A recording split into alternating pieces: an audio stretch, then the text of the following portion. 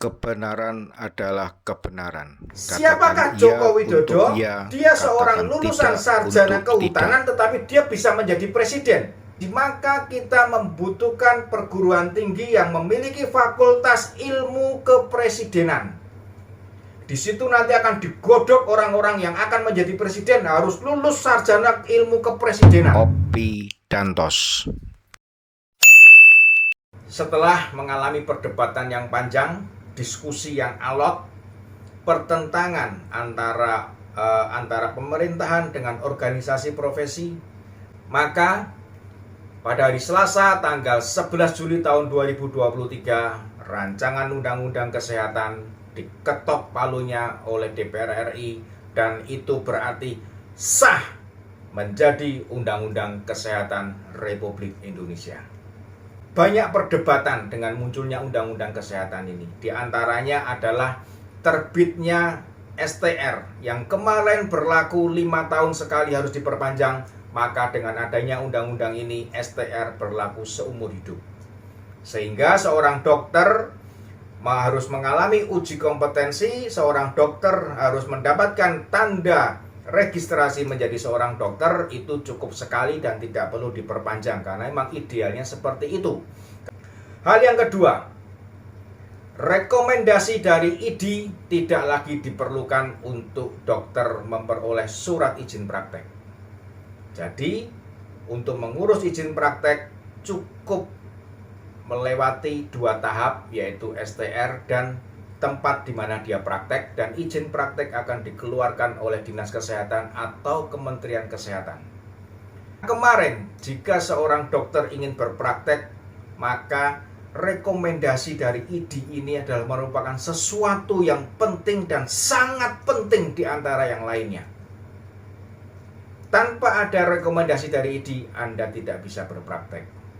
Hal yang ketiga yang bisa kita sambut dengan gembira tentunya adalah tenaga kerja asing atau dokter asing bisa berpraktek di Indonesia walaupun mereka tidak bisa berbahasa Indonesia. Dari organisasi profesi pada saat itu mengharuskan mereka harus bisa berbahasa Indonesia jika akan berpraktek di Indonesia. Itu memang baik dan itu memang benar. Tetapi jika itu menghalangi rakyat untuk mendapatkan pelayanan kesehatan yang memadai dengan yang dia butuhkan, tentu itu menjadi sesuatu penghalang yang sangat luar biasa dan menjadi sesuatu yang aneh. Seorang dokter dari luar negeri tidak akan mungkin datang ke Indonesia jika dia tidak bisa berbahasa Indonesia. Itu yang pertama, jika dia datang secara pribadi. Yang kedua, seorang dokter luar negeri tentunya akan bisa datang ke Indonesia, berpraktek di Indonesia jika dia mendapat undangan dari sebuah badan atau organisasi kesehatan yang resmi. Contohnya adalah rumah sakit. Dan rumah sakit yang mengundang dia datang ke Indonesia, tentunya rumah sakit ini bisa berbahasa dengan bahasa yang digunakan oleh dokter tersebut. Sehingga jika dokter itu datang dan melayani di sini, maka kendala bahasa tentu bisa diatasi oleh rumah sakit itu. Dan yang terpenting adalah keilmuan kesehatan, keilmuan keahlian dia di bidang kedokteran tentu bisa ditransfer atau bisa digunakan untuk melayani rakyat karena rumah sakit ini sudah mampu menerjemahkan bahasa yang dia miliki.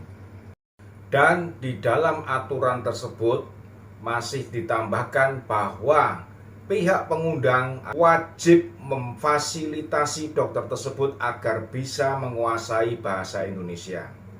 Begitu juga dengan adanya aturan-aturan yang lain, sehingga Undang-Undang Kesehatan ini bukannya membuat dokter-dokter asing akan membanjiri ke Indonesia tanpa ada batasan, tetap oleh pemerintah diberikan batasan-batasan yang lainnya yang harus diikuti oleh para dokter dari luar negeri.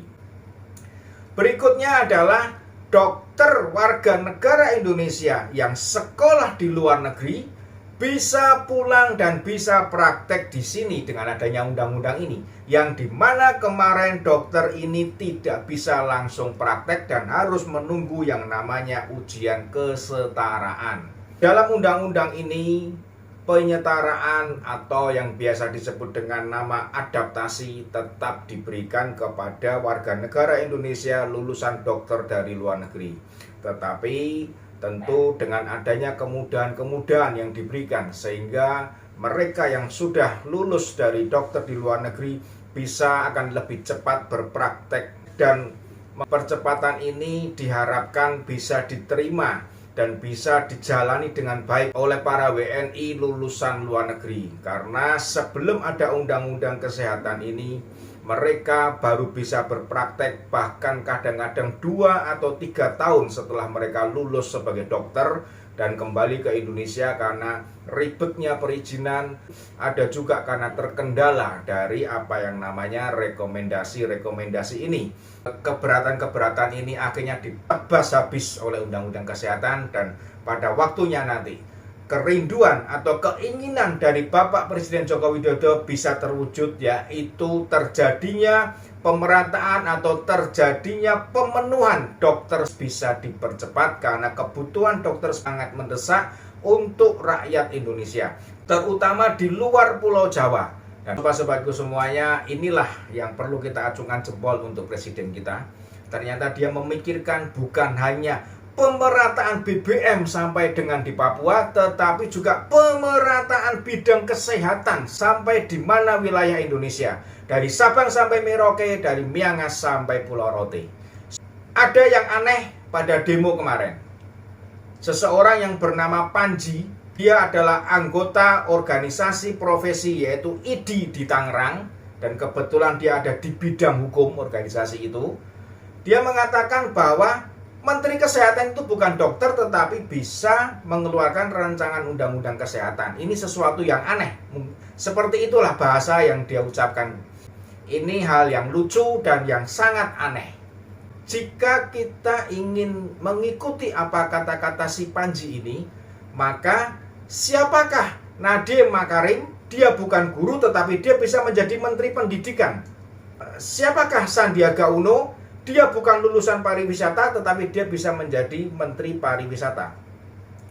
Siapakah Joko Widodo? Dia seorang lulusan sarjana kehutanan tetapi dia bisa menjadi presiden. Kalau seperti ini diterapkan mengikuti kata-kata Panji, maka kita membutuhkan perguruan tinggi yang memiliki fakultas ilmu kepresidenan. Di situ nanti akan digodok orang-orang yang akan menjadi presiden harus lulus sarjana ilmu kepresidenan. Mungkin seperti itu maksud si Panji ini. Aneh, dan inilah kenyataannya. Seseorang yang mungkin terbawa oleh emosi sehingga mengeluarkan kata-kata yang seperti itu.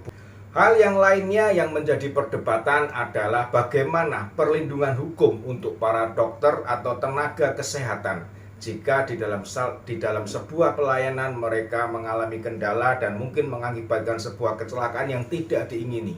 Mereka merasakan bahwa undang-undang yang baru membuat mereka semakin terancam. Tetapi sebetulnya ternyata sudah disiapkan oleh pemerintah, dan di dalam undang-undang ini justru keamanan perlindungan hukum mereka lebih terjamin. Inilah anehnya. Mereka sepertinya tidak tahu, atau mereka memang dibikin tidak tahu, atau mereka menerima informasi yang tidak lengkap, atau sengaja informasi itu tidak sampai kepada mereka dengan tepat. Dan itu juga diterima oleh para guru besar dari Fakultas Kedokteran, sehingga mereka sampai mengirimkan petisi baik kepada Presiden Jokowi maupun kepada Ketua DPR yaitu Puan Maharani.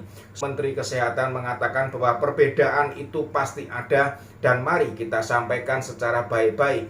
Dan dia juga menyesalkan kalau ternyata guru besar menerima kabar hoax sehingga seolah-olah undang-undang kesehatan ini mempersulit dokter atau menekan kedokteran atau menekan tenaga kesehatan.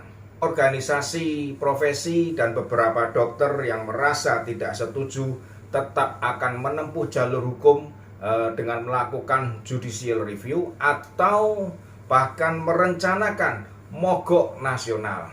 Jika hal ini betul-betul dilaksanakan dan jika ada dokter yang betul-betul mogok, tidak melakukan kewajiban dan tanggung jawabnya sebagai tenaga kesehatan, maka hal itu menandakan bahwa mereka sudah menyalahi apa yang namanya sumpah jabatan. Sumpah pada saat mereka lulus dari kedokteran di universitas dan juga sumpah pada saat mereka akan terjun ke masyarakat. Sobat-sobatku semuanya, untuk hal ini perlu diteliti apakah dokter itu betul-betul dokter ataukah hanya sekedar dokter yang ingin mencari kesempatan di tengah-tengah penderitaan rakyat.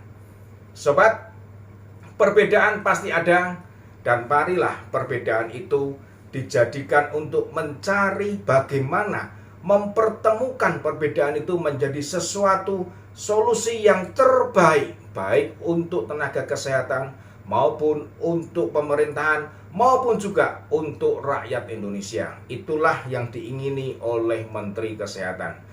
Ketakutan dari organisasi profesi, jika rancangan undang-undang kesehatan ini disahkan dan menjadi undang-undang kesehatan, maka akan terjadi overload tenaga kesehatan.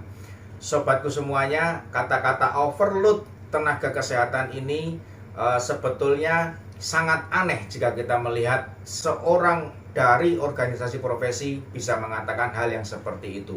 Data Kementerian Kesehatan mengatakan bahwa masih ada kekurangan jumlah dokter maupun dokter spesialis. Sejumlah bukan hanya 1 atau 2 orang, tetapi puluhan bahkan ratusan ribu. Jika itu diambil sesuai dengan kecukupan yang dianjurkan oleh WHO, yaitu 1 dokter untuk 1000 jiwa, untuk 1000 orang. Sobat-sobatku semuanya, hal ini menegaskan apa yang dikatakan oleh Menteri Kesehatan, bahwa jika rancangan undang-undang ini disahkan, maka tentu tidak diterima oleh yang namanya para pemain. Apakah memang ada pemain di bidang kesehatan di Republik ini?